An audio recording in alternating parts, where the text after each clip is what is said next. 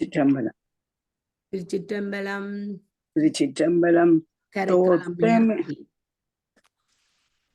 தோற்றமில் பரஞ்சோதிதன் வாய் திறந்தாற்ற அன்புடன் அம்மையே என்னுமோர் பேற்றை முன்பெற பேயுவைதிய சாற்றரும் புகழ் தாயை வணங்குவாம். திருச்சிற்றம்பலம்.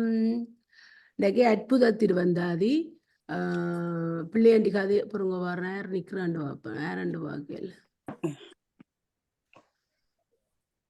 ஓகே, பிள்ளையாண்டி முதல்ல அந்த கதையை படியுங்க. அற்புத திருவந்தாதி. அற்புத திருவந்தாதி காரைக்கால் அம்மையார் அருளி செய்தது. கதையா இருக்கிறதுல மெய்யறிவு கைவர பெற்ற காரைக்கால் அம்மையார் முதலாக பாடி அறிவது அற்புத திருவந்தாதியே என்பர். அற்புத திருவந்தாதி புதுமையான போக்குடையது.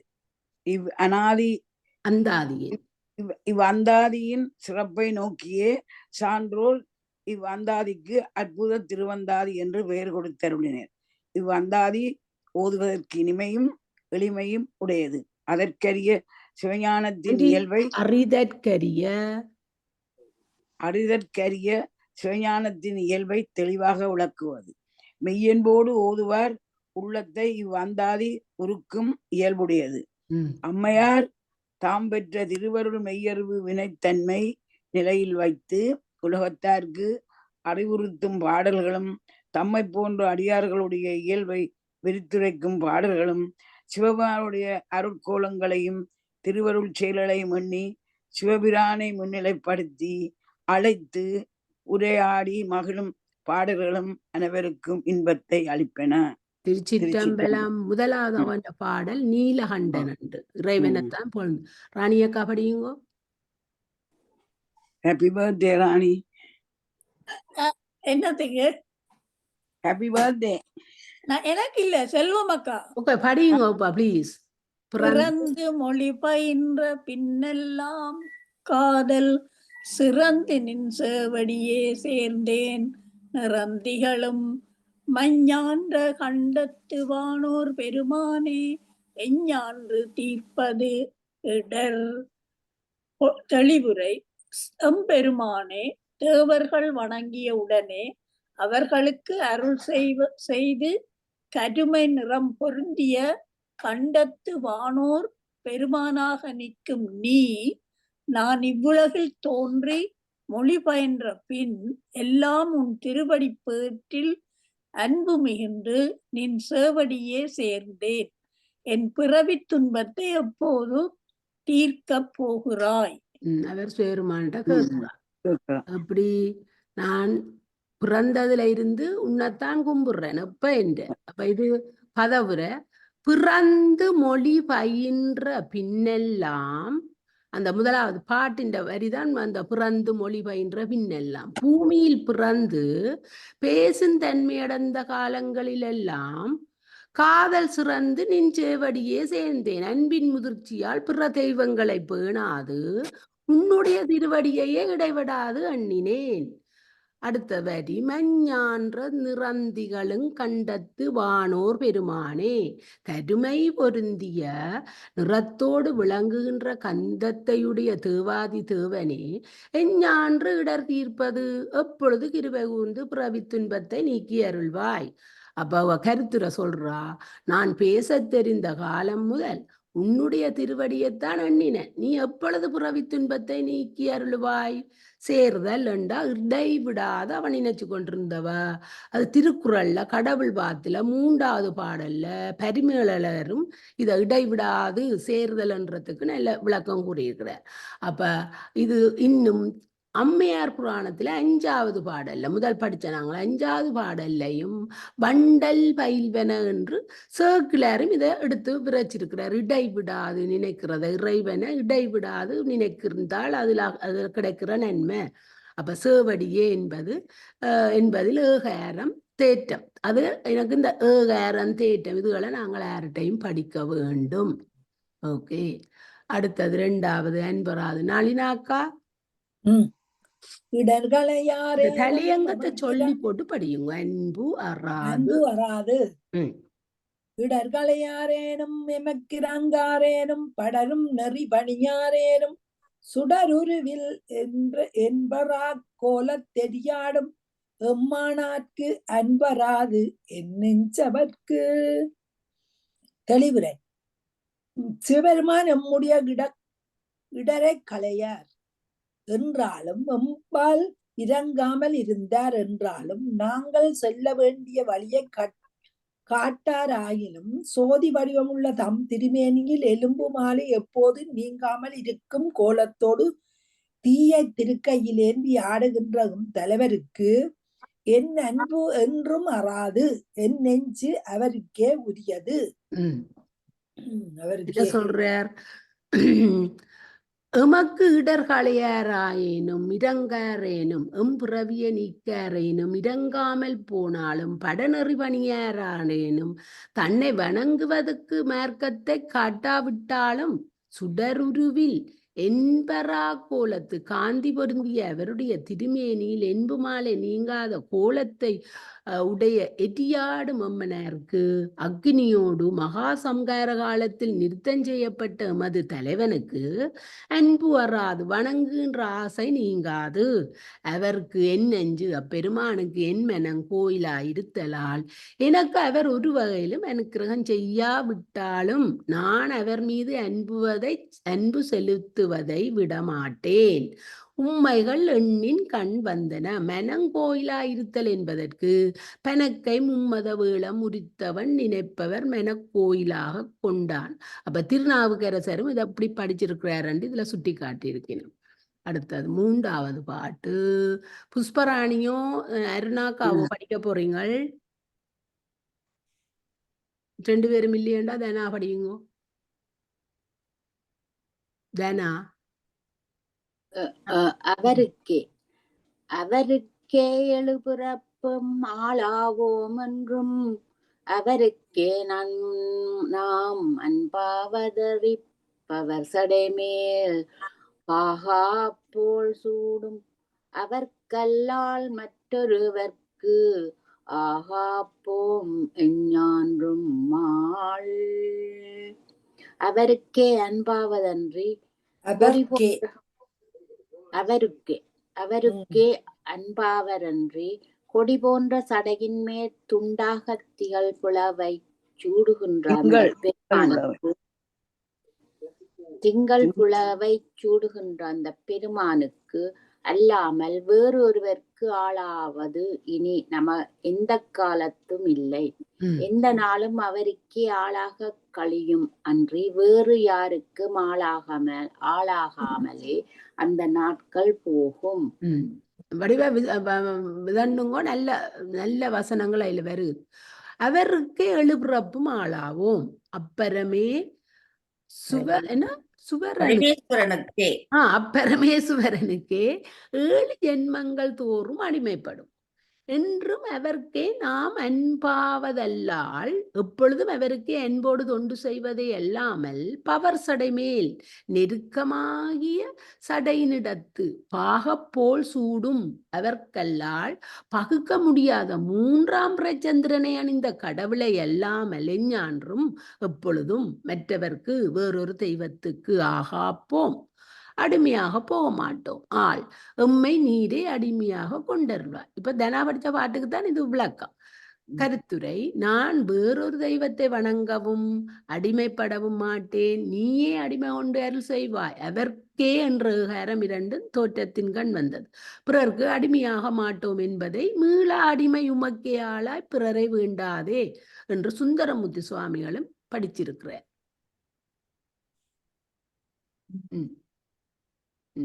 நான் படிக்கிறேன். ஆளானோ மல்லல் அறிய முறையிட்டாட் கேளாத என்கொலோ கேளாமை நீளாகும் செம்மையானாகி திருமிடறு மற்று ஒன்றாம் எம்மை ஆட்கொண்ட இறை.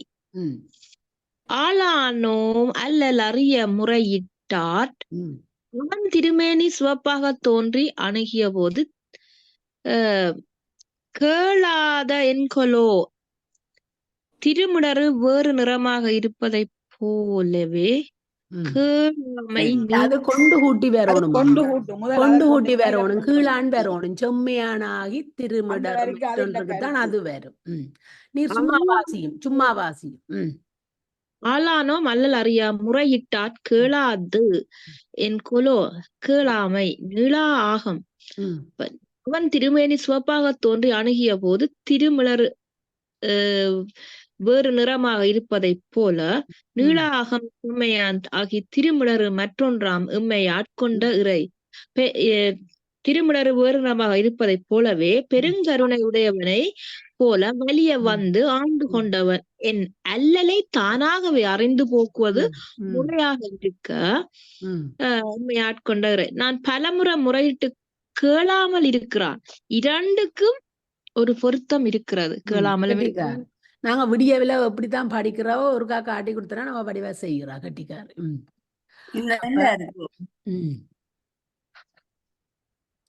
அதாவது நீளாகம் செம்மையனாகி நீண்ட திருமேனி சிவந்த நிறத்தை உடையதாகி திருமிடரு ஒன்றாம் அழகிய கண்டம் தேவர்களுக்காக கரும நிறம் அடைந்து எம்மை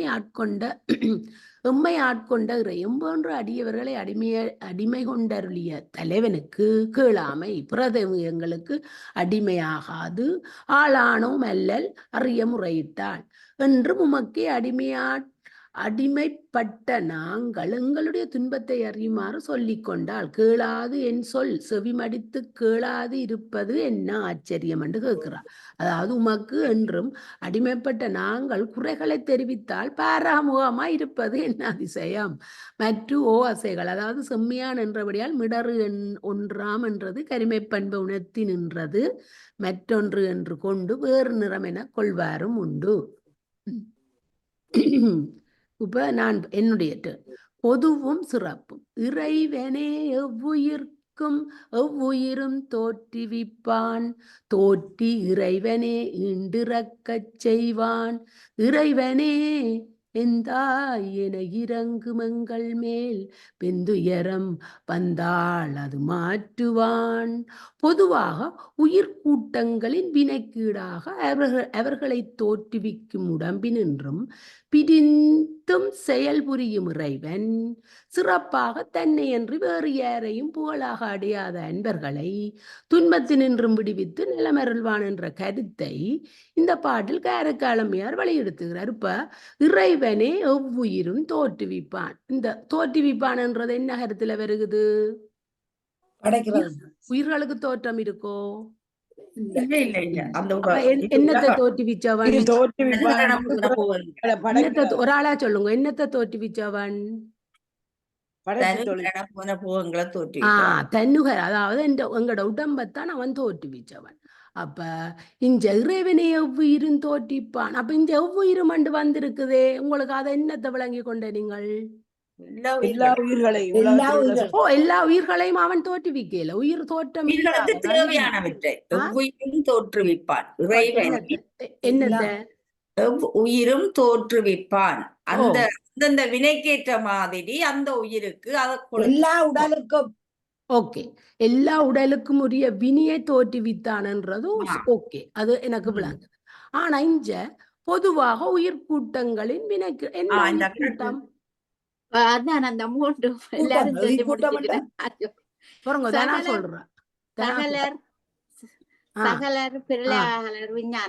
அதுதான் அந்த உயிர் கூட்டம். நாங்கள் முந்தைய எத்தனையோ தடவை படிச்சு பாடமாக்கி வச்சுக்கிறோம் உயிர் கூட்டம். அந்த உயிர் கூட்டம்ன்றது வினைக்கீடாக விஞ்ஞானகலருக்கு ஒரு மாதிரி அப்படி 3 உயிர் கூட்டங்கள் இருக்குது. அந்த உயிர் கூட்டங்களுக்கு வினை அதைத்தான் இதுல சொல்லியிருக்கு. இப்ப அடுத்தது அந்த இந்த விளக்கத்துக்கு இங்க போறேன். அது 84 லட்சம் அந்த ஜீவராசிகளுக்கு சொல்லியிருக்கா இதுக்கு சொல்லியிருக்கான்னு தெரியல. போங்க பாப்பா. எனக்கு அதுக்குத்தான் சொன்ன மாதிரி நான் இறைவனை உயிரும் தோற்றுவிப்பான். முதல்வனே சகல ஜீவராசிகளை ராசி. சகல ஜீவராசிகளை முதல்வனே தோட்டி இறைவனே ஈண்டு இறங்கச் செய்வான். முற்பட்டு தலைவனே இவ்விடத்து சங்கரிப்பான். அப்ப இறைவனே எந்தா என இறங்கும் எங்கள் மேல், தலைவனே எமது தந்தையே என்று இறங்குகின்ற எங்களுக்கு வெந்துயரம் வந்தால் அது மாற்றுவான். சகிக்க முடியாத துன்பங்கள் வந்தாலும் அவைகளையும் நீக்கி அருளுவான். முதல்வன் சிருட்டி திதி சிருஷ்டி அண்டா படைத்தல், திதி அண்டா காத்தல், சங்காரம் அண்டா அழித்தல் என முத்தொழில் செய்வதோடு புறவி துன்பத்தையும் நீக்குவான். இறைவனே என்பவைகளில் ஏகாரம் ஒன்றும் தோற்றம் இறக்கச் செய்வான். அது எனக்கு இந்த உதவுளாங்கையில் பெற்றது முத்தொழில் செய்வன் என்பதற்கு தோற்றுவித்து அழித்து பின்னும் துடைத்தருள் தொழில்கள் மூன்றும் போற்றவே உடைய ஈசன் என்றார் சிவஞான சித்தியார் முதல் சூத்திரம் 32வது பாடல்லையும் இதை பற்றி வலியுறுத்தி இருக்கிறார். இனி அணு அணு அணு அணு எண்ணெஞ்சத்தான் எண்ணெஞ்சத்தான் வானத்தான் என்பாரும் என்க மற்றும் உம்பர்கோன் தானத்தான் என்பாரும் தாமென்க ஞானத்தான் முன்னஞ்சத்தால் இருண்ட மெய்யொளி சேர் கண்டத்தான் எண்ணெஞ்சத்தான் என்பஞ்சான் சோதை.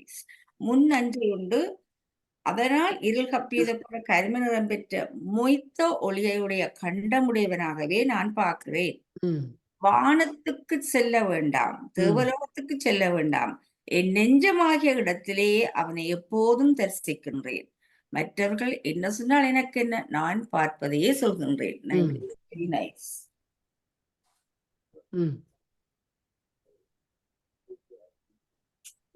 ஞானத்தான் ஞானமயமே உருவாகியவன் முன்னஞ்சத்தால் இருண்ட மெய்யொளி சேர்கண்டத்தான் அமுதங்கடந்த காலத்தில் உண்டாகிய நஞ்சை உண்டு கருத்து நெஞ்சில் ஒளி பொருந்திய கண்டத்தை உடைய இறைவனை வானத்தான் என்பாரும் என்க. தேவரில் ஒருவர் என்று சொல்லுகின்றவர்கள் சொல்லுக, நீங்க சொல்லுங்க நல்ல வடிவ. தேவரில் ஒருவர் என்று வேறு சமயங்கள் சொல்றதுதானே.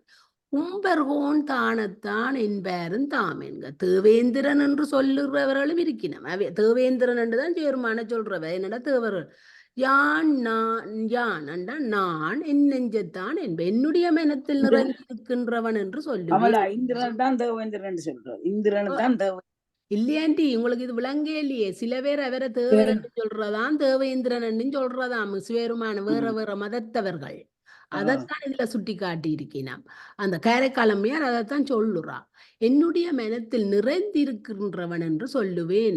யார் என்ன சொன்னாலும், காரைக்காலம்மையார் சொல்றா, யார் என்ன சொன்னாலும் இறைவன் என்ற மனத்தில நிறைந்திருக்கிறவன் தான் நான் சொல்லுவேன். நீலகண்டத்தை உடைய பரமேஸ்வரனை அவரவர்கள் அனுபவித்தபடி சொன்னாலும் நான் என் உள்ளத்தில் நிறைந்தவன் என்று சொல்லுவேன். உம்பர்கோன் தானம் இடாகு பெயராய் தேவேந்திரனை உணர்த்தியது. மற்ற அசை உள்ளத்தில் இருத்தல் என்பதற்கு அகர உயிர் போல் அறிவாகி எங்கு நிகரிலிர நிற்கும் நிறைந்து என்று திருவருட்பயன் 11 நிலையில 1வது பாடல்ல அகர முதல என்றதும் இந்த கருத்து. அதாவது அகர முதல என்றது திருக்குறள். என்ன அகர முதல எழுத்தெல்லாம் இவர் சொல்ற. இது அடுத்த பாட்டு பிள்ளையாண்டி. காரணமும் காரியம் அடிபடியும் காரணமும் காரியமும் யானே தவமுடையேன் என் நெஞ்சே நன்னெஞ்சம் யானே புறப்படுப்பான் எண்ணினேன் யானே அக்கம்மா உரிவோர்த்த கண்முதலான் வெண்ணீற்றிட்ட அம்மானுக்கு ஆயினானே ஆளாயினே. நன்றி. கண்ணாடிய போட்டு படியுங்க. நீங்களே இப்படி பிளவுறேனாலும் தெளிவுரை.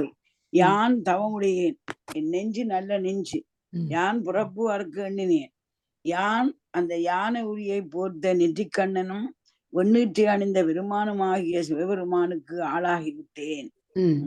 இது கஜாசுர சங்காரம் இறைவன் செய்த 8 வீர கஜாசுரன்னு தான் நிலை இருக்குது. கஜாசுர சங்காரம் இறைவன் செய்த 8 வீர செயல்களில ஒன்று. கஜாசுரன் தான், அதுல கஜாசுரன் தான் சரி. யானே தோமலை. ஓகே. யானை கைமா ஊறி போர்த்த கண்ணுதலான். நான் அந்த துதிக்கையுடைய யானை தோலை போர்த்த நெற்றி கண்ணை உடையவனுக்கும் வெண்ணீற்ற அம்மானுக்கு திருமேனியில் விபூதி பொருந்திய எமது தலைவனுக்கும் ஆளாயினேன், அடிமைப்பட்டவள் ஆயினேன்.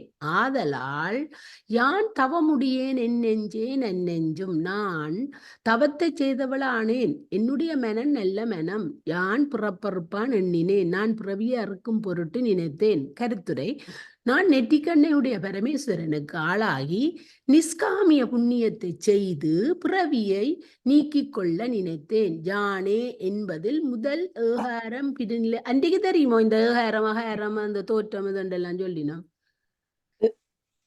பான என்பது பொருட்டு பொருள் வந்து யானை உரித்தவன் என்பதற்கு வருகின்ற மொன்றுரி தோன்றில்லை அம்பலவன் என்று திருக்கோவையார்ல 15வது பாடலில் மாணிக்கவாச சுவாமிகளும் கூறியுள்ளார். பெனக்கை மும்மத வேள முறித்தவன் என்று வாசிகர் திருநாவுக்கரசரும் சொல்லியிருக்கிறார். சரி ராணியக்கா, அவன் அருளின் தன்மை. ஆயினேன் ஆழ்வானுக்கு அன்றே பெறற்கரியன் ஆயினேன் அகுதன்றே ஆமாறு தூய புனற்கங்கை ஏற்றானோர் பொன்பரையே போல்வான் அனற்கங்கை ஏற்றான் அருள். இறைவனுக்கு நான் அடிமை ஆனேன்.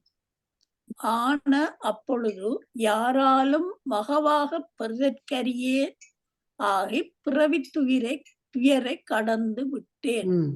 அகுது அல்லவா புனிதமான புனலையுடைய கங்கையை திருமுடியிலே தாங்கியவனும் ஒப்பற்ற பொன்மாலையாகிய ஒப்பற்ற பொன்மலையாகிய மேருவை போன்ற தோற்றமுடையவனும் அனலை உள்ளங்கையில் தாங்கியவனுமாகிய ஆண்டவன் அருள் இருக்கும் வண்ணம். இப்ப ஆயினேன் ஆழ்வானுக்கு அன்றே பிறர்க்கு அரியனாயினேன். அடிமை கொள்கின்ற கடவுளுக்கு அப்பொழுதே பெறுதற்கு அரிய அருமையை அடைந்தேன்.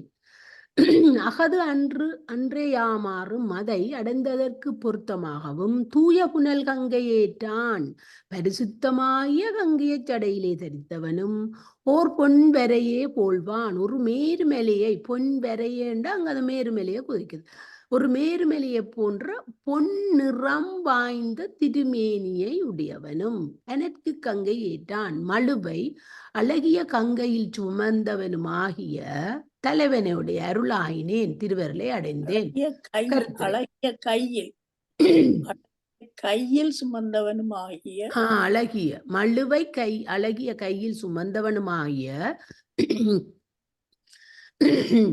அன்பர்கள் வேண்டியவாறு கொடுக்கின்ற தலைவனிடத்தில் பெறுதற்கரிய திருவருளை பெற்றேன்.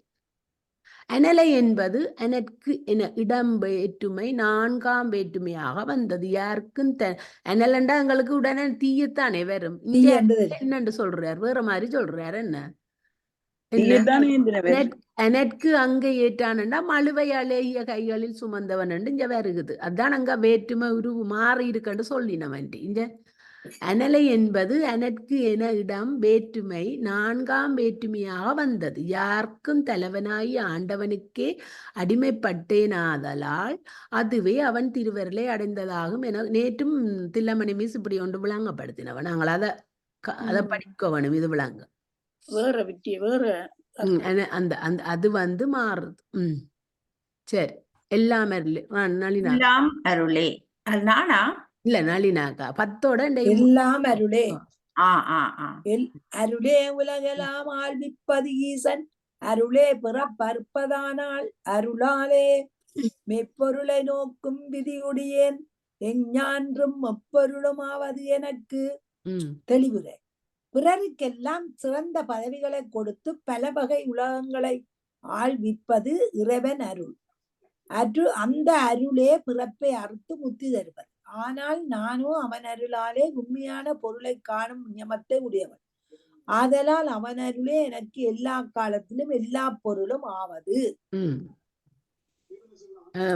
வாசி, உமக்கு வாசிக்க விருப்பமா இருக்கு, வாசி. ஈசன் அருளை இல்லையப்பா, நீங்க படிங்க கவலை. இல்ல, படியும். No, please படியுங்க. ஈசன் அருளே உலகெல்லாம் ஆள்விப்பது. முதல்வன் திருவருட் சக்தியே உலகத்தில் உள்ள சீவராசிகளை அடிமை கொண்டு ரட்சிப்பது. ஈசன் அருளே புறப்பறுப்பது.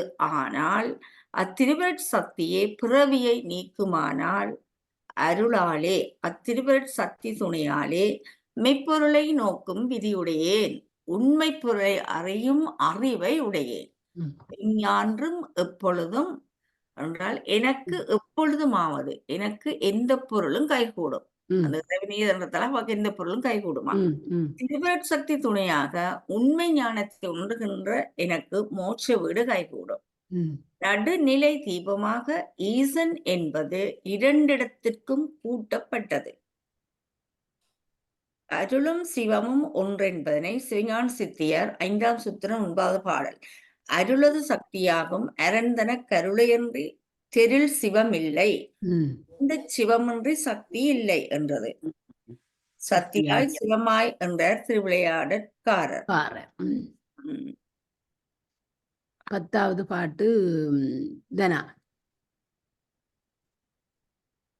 எனக்கரிய உண்டா எனக்கினிய எம்மானை ஈசனை யானென்றும் மனக்கினிய வைப்பாக வைத்தேன், எனக்கவனை கொண்டேன் பிரானாக கொள்வதுமே இன்புற்றேன், உண்டே எனக்கரியது ஒன்று என் உயிருக்கு இனிமை தரும் எம்பெருமானாகிய ஈசனை யான் இன்றைக்கு மனதிற்கு இனிய பெருஞ்செல்வமாக பொதிந்து வைத்தேன், அவனையே எனக்கு உரிய பிரானாக கொண்டேன். அப்படி கொண்டவுடன் நான் மாறாத இன்பத்தை அடைந்தேன். இனிமேல் எனக்கு கிடைப்பதற்கு அரியதாகிய பொருள் ஒன்றுண்டோ? எப்படி கும்பிட்டு இருக்கிறா வேறுங்க அண்டிபடிங்க இது. எனக்கினிய பதவரிய சொல்லி எனக்கினிய எம்மான ஈசனை யார் ஆண்டி பாட்ட வேண்டாம், பதவிட மாத்திரம். எனக்கினிய எம்மானை எனக்கு இனிமையாகிய தலைவனை ஈசனை முழுமுதற் கடவுளை யான் என்றும் நான் எப்பொழுதும் மனதுக்கினிய வைப்பாக வைத்தேன். மனசுக்கினியதாக இறைவனை வச்சுட்டாவான், பொக்கிஷமாக வைத்தேன். எனக்கு அவனை பிரானாக கொண்டேன், எனக்கு அக்கடவுளை கனவாகவும் கொண்டருளினேன், கொள்வதுமே இன்புற்றேன். தலைவனாக கொண்டவுடனே சந்தோஷித்தேன். எனக்கு அது நல்ல வசனம், சந்தோஷித்தேன். எனக்கு அரியது ஒன்று உண்டே, எனக்கு அருமையான பொருள் ஒன்று இருக்கிறதோ, அதை விட வேறு என்ன அருமையான பொருள் இருக்காந்த எனக்கு அதுதான் மிகச்சிறந்த பொருள்.